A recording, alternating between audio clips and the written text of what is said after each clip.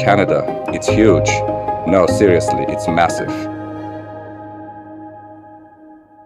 We're heading south from Calgary on a perfect fall weekend road trip. Our destination? The stunning and wild Waterton Lakes National Park, where the prairies meet the peaks of Rocky Mountains. As we leave the city behind, the road opens up and suddenly it feels like we can breathe a little deeper. The landscape changes fast. Skyscrapers turn into wide open fields, dotted with hay bales, cattle, and the occasional barn. This is southern Alberta, farm country.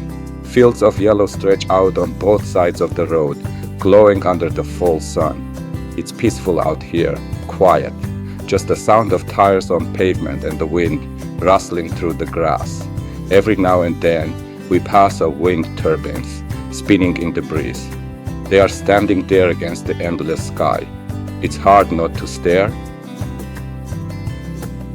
We pass farms that have probably been here for generations. Old fences, weathered barns, and long gravel driveways.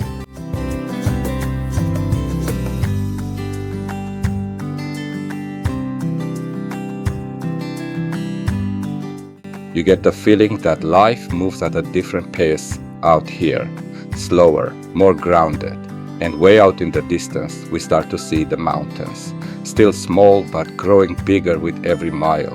It's like they're calling us.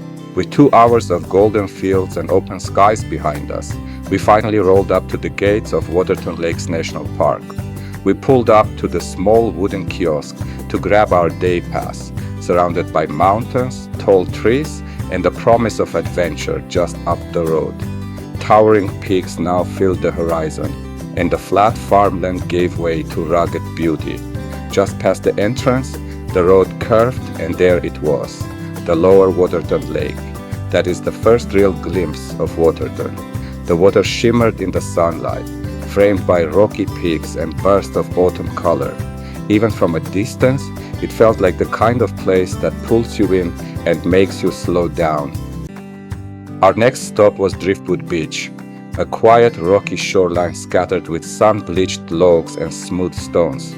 From here, the view was unreal. The lake stretched wide and still, perfectly mirroring the mountains above. Every peak, every cloud, reflected like a painting on glass. Only thing we needed in that moment was to just listen.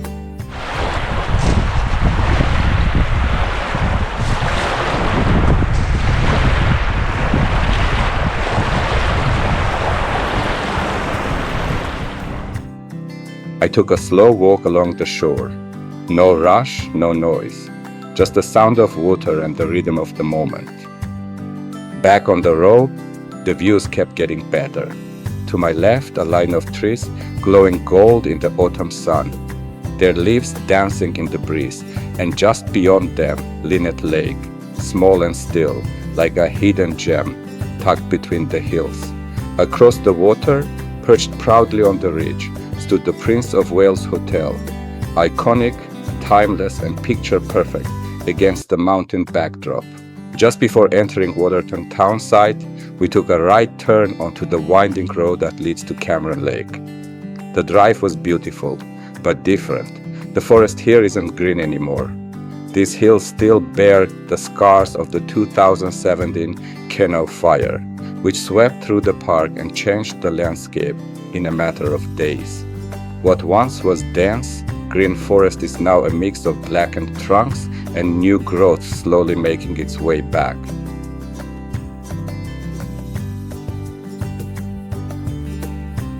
Right before reaching the lake, there are information boards that give you a glimpse into what makes this place so special.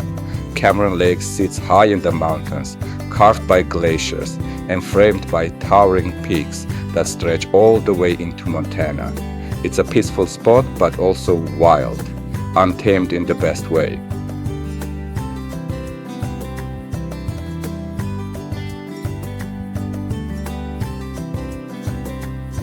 I started walking along the Cameron Lakeshore Trail, a quiet path that hugs the edge of the water. The trail is flat and easy, but the views are anything but ordinary.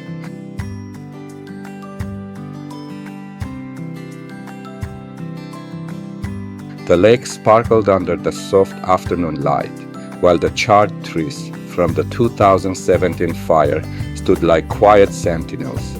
Nature here is still healing, but it's strong.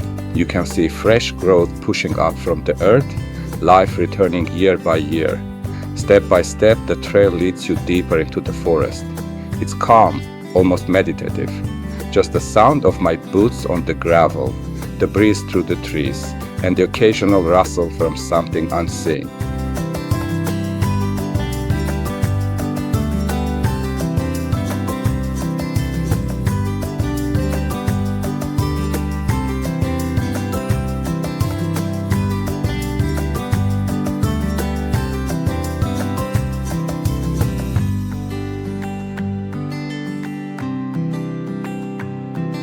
Eventually, I reached a clearing called Grizzly's Garden, an open, grassy space nestled between the trees and the mountains.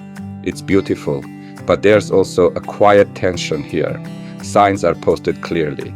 Do not go any farther.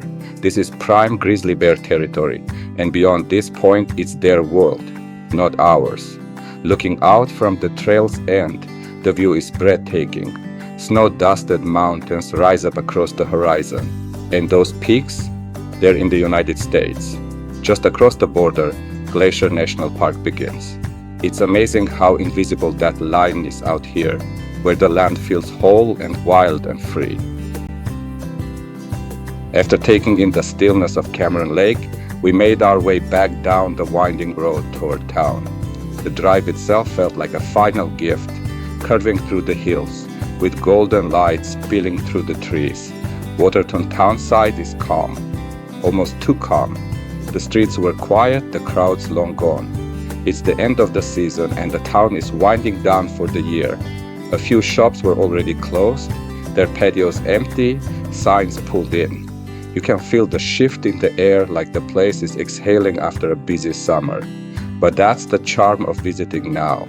Fewer people, more space, and a chance to really enjoy the moment. It's like having the park almost to yourself.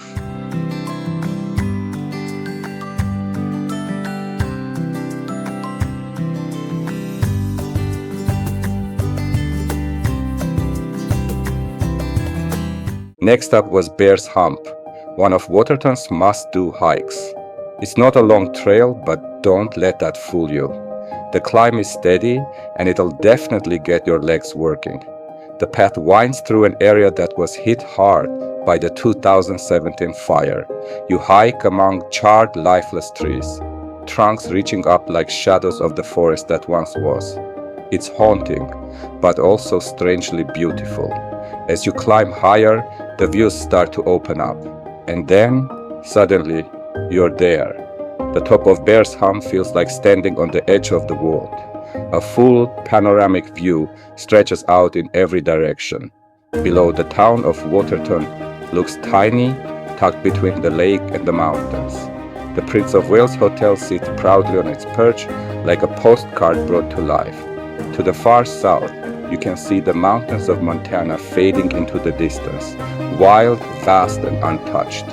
Turn the other way, and Alberta's flat, golden prairies spill out to the horizon, glowing under the afternoon sun. It's a rare spot where you can see two countries and two landscapes at once. The wind up there is sharp and steady. It grabs at your jacket, rushes past your ears, and reminds you just how high you've climbed. But it's worth every step. The view is breathtaking, one of those moments that sticks with you long after you've left. Unforgettable, raw, and absolutely real. It's a memory you carry with you.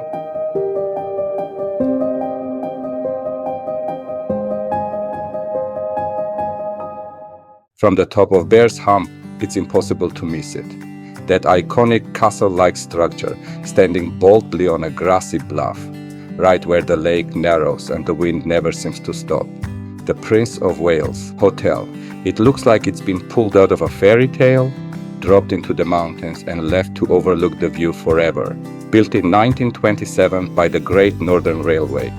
This hotel was designed to lure American tourists north during Prohibition. Back then, crossing into Canada for a glass of wine or a well-made cocktail was part of the adventure. They named it after the Prince of Wales, who later became King Edward VIII, but ironically, he never actually stayed here. The architecture is striking: steep pitched roofs, emerald green gables, and that massive central tower. It's built in the Swiss chalet style, meant to stand strong against the fierce winds that tear across this ridge. And trust me, they do tear. This spot is known as one of the windiest places in Alberta, with gusts that can knock you sideways, even on a clear day.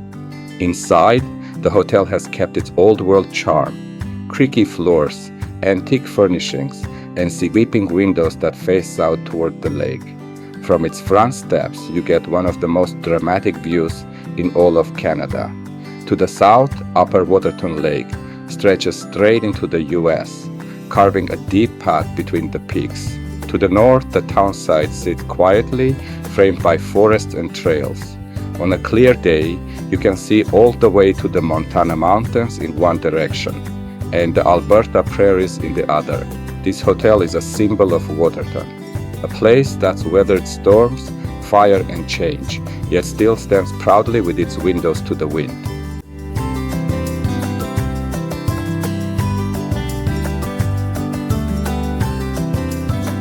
We follow the quiet street lined with trees, their yellow leaves rustling gently in the breeze, like the last whispers of autumn.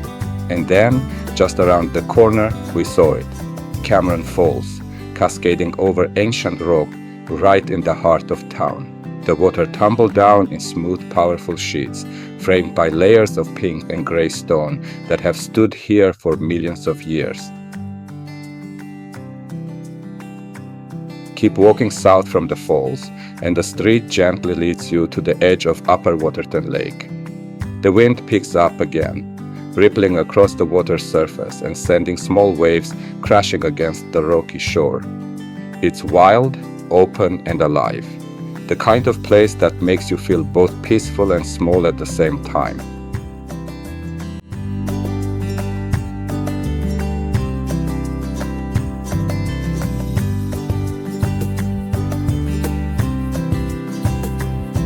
From the lakeshore we kept walking, taking the Canada Park's Red Chairs route, known as the Lakeshore Trail.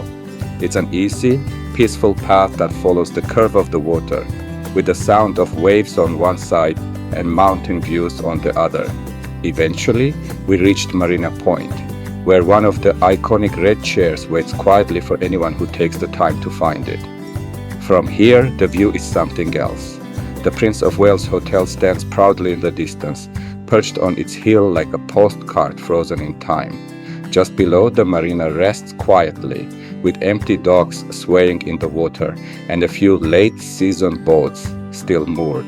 It's one of those perfect spots to sit and breathe.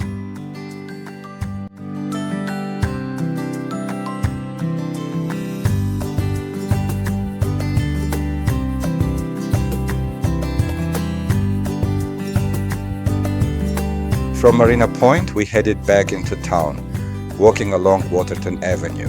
The streets were quiet. Most of the stores had already closed for the season. Windows were shuttered, patios empty, and signs packed away until next spring. It felt like the town was gently slipping into hibernation, resting after a long, busy summer. But even in the stillness, there was charm. The little shops and cafes, though closed, still held their character. Painted signs, flower boxes now empty, and wooden benches waiting for warmer days.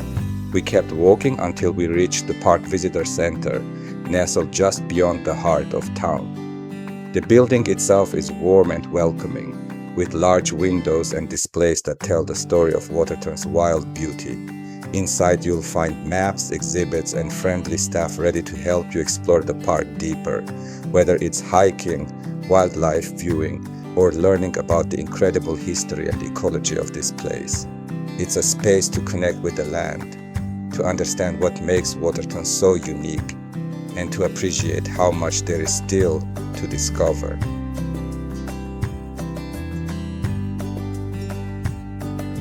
Our weekend in Waterton was slowly coming to an end, but before leaving this quiet, beautiful corner of Alberta, we made one last stop, just a few minutes north of town, at the Bison Paddock. This protected area is home to a small herd of plains, bison, a living symbol of the land's natural and cultural heritage. Bison once roamed these prairies in massive numbers, millions of them. For indigenous peoples, they were a sacred source of life, providing food, clothing, shelter, and spiritual connection. But by the late 1800s, bison were nearly wiped out due to overhunting and habitat loss. Today, Waterton's paddock helps tell their story, keeping a small group of them close to the land they once ruled. We drove slowly through the paddock loop, eyes peeled for the shaggy silhouettes moving through the grass. Even from a distance, their presence is powerful, heavy, quiet, and wild. They moved with a calm strength, like they've seen everything and survived it all.